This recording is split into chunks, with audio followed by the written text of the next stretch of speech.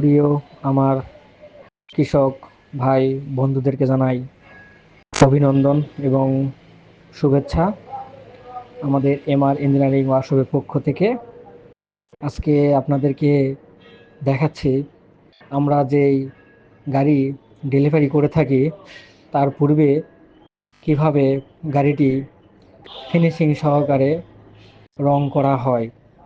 তা আজকে চলুন দেখাই আপনাদেরকে আমরা কিভাবে গাড়িটিকে শান মেরে সুন্দরভাবে একদম ঝকঝকে করে গাড়িতে রং করে থাকি এবং আমরা যথাসাধ্য চেষ্টা করি যাতে রংটা ফোটানো যায় গাড়িতে।